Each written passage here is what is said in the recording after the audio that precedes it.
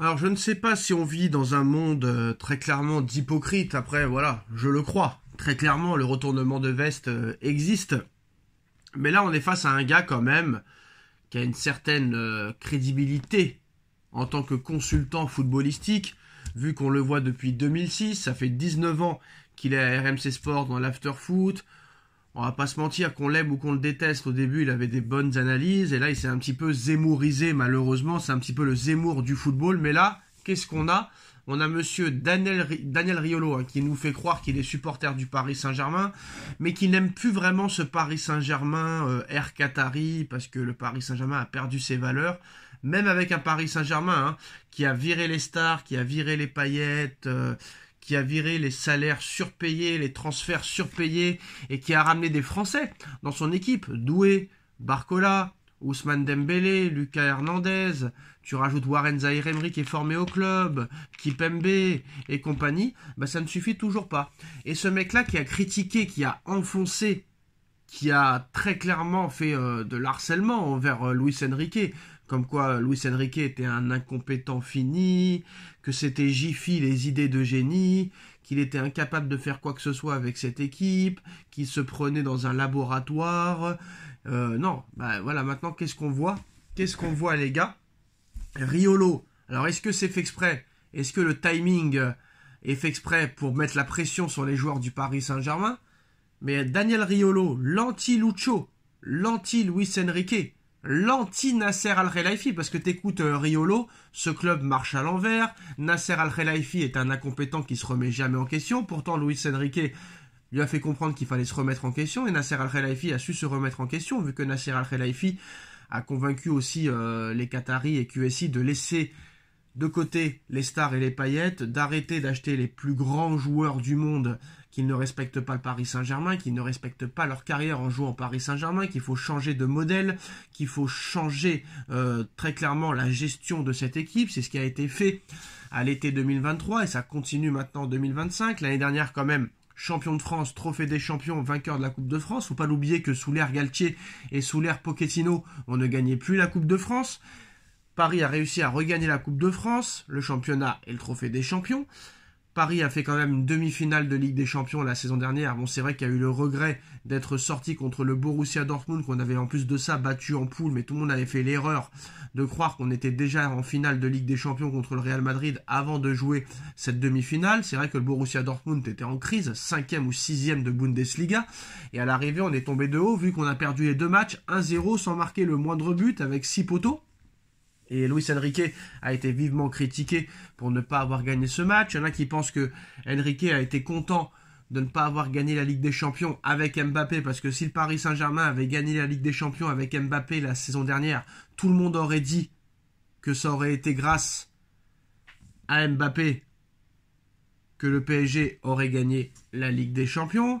Là, cette fois, Mbappé est parti. Et si Paris gagne la Ligue des Champions cette année, eh ben, ce sera en très très grande partie, à 95%, grâce au travail de Lucho Luis Enrique. Daniel Riolo, qui n'a pas arrêté de critiquer du matin au soir le Paris Saint-Germain, Luis Enrique, Nasser Al-Khelaifi, le Prince, Luis Campos, est en train de nous expliquer maintenant qu'il n'y a que le Paris Saint-Germain, on va dire ça, hein, c'est un peu la phrase citée, à part le PSG, il n'y a que le PSG qui peut empêcher le Barça de gagner la Ligue des Champions. Alors déjà, je vais t'expliquer quelque chose, monsieur Riolo. C'est que déjà, le Barça n'ira pas en finale de Ligue des Champions. Voilà, le Barça se fera éliminer contre l'Inter de Milan, qui a une défense totalement folle, incroyable. Le Barça, contrairement à l'Inter, n'a pas de défense, et en contre l'Inter, ça peut faire très mal. Donc déjà, frère, avant de dire qu'il n'y a que le Paris Saint-Germain qui peut empêcher le Barça de gagner la Ligue des Champions, regarde ce que le Barça fera contre l'Inter de Milan, si l'Inter de Milan passe. Mais le gars, après avoir critiqué du matin au soir, 24 heures sur 24, 7 jours sur 7, le Paris Saint-Germain et surtout Luis Enrique, vient te dire que maintenant il y a possibilité pour que le Paris Saint-Germain gagne la Ligue des Champions. Alors là, c'est plus un retournement de veste, ce n'est plus un revers de bâton ou un retour de bâton comme vous voulez, ce n'est plus un boomerang, ce n'est plus un hypocrite, ce n'est plus un faux cul. Je n'ai pas de définition pour comprendre et expliquer les propos de monsieur Riolo. Enrique est le plus... C'est lui qui a dit ça, hein. C'est lui qui a dit ça, je crois, après le match d'Arsenal, défaite 2-0 du Paris Saint-Germain. Luis Enrique est l'un des coachs les pires de l'histoire du PSG. C'est l'un des pires coachs de l'histoire du Paris Saint-Germain, Luis Enrique. C'est ce qu'avait dit M. Riolo après la défaite contre Arsenal, quand il avait mis de côté Ousmane Dembélé. M. Riolo n'avait pas compris que Dembélé n'avait pas tous les droits, que Dembélé avait encore une marge de progression incroyable, qu'il devait progresser, qu'il devait travailler, qu'il devait arriver à l'heure à l'entraînement. M. Riolo n'a pas compris. Et il a commencé à inventer des histoires en expliquant que voilà, y a un clash entre Luis Enrique et Lucho, alors que c'est lui qui se plaignait qu'il y avait beaucoup de problèmes au Paris Saint-Germain, qu'il y avait beaucoup de polémiques et qu'il fallait arrêter les polémiques, que Neymar, Messi, Mbappé c'était des guignols, que Verratti c'était un guignol. Et maintenant qu'il n'y a pas de polémique et qu'un entraîneur prend ses responsabilités en mettant un joueur sur le banc, en lui expliquant que voilà, tu ne marques pas assez de buts, tu n'es pas assez décisif, tu ne fais pas assez de passes décisives, le mec il t'invente un clash. Alors que oui, c'était un clash, mais Enrique lui a dit très clairement dans les yeux, tu n'es pas au niveau. Et Dembélé a dit, vous avez raison coach, je dois progresser. Et M. Dembélé a progressé très vite. Et c'est ça la qualité de Enrique, c'est qu'il arrive à faire progresser les joueurs très très très rapidement. Donc de là maintenant à dire que Paris est favori de la Ligue des Champions, est-ce que c'est fait exprès pour déstabiliser le club demain avant le match ? Ou est-ce que vraiment le mec est un hypocrite ? Mais par contre, malgré qu'ils disent que Paris peut remporter la Ligue des Champions, malgré qu'ils disent que Paris c'est la seule équipe qui peut arrêter le Barça, le mec ne va toujours pas dire un mot sympathique envers Enrique. Apparemment, Enrique n'est pas du tout responsable pour Riolo de ce qui se passe au Paris Saint-Germain. C'est le Saint-Esprit. C'est peut-être même grâce à Riolo ce qui se passe à l'heure actuelle au Paris Saint-Germain. Donc à un moment donné, ces médias-là, je ne sais pas où ils ont eu leur diplôme, ou leur carte de presse, ou leur entrée, mais c'est incroyable.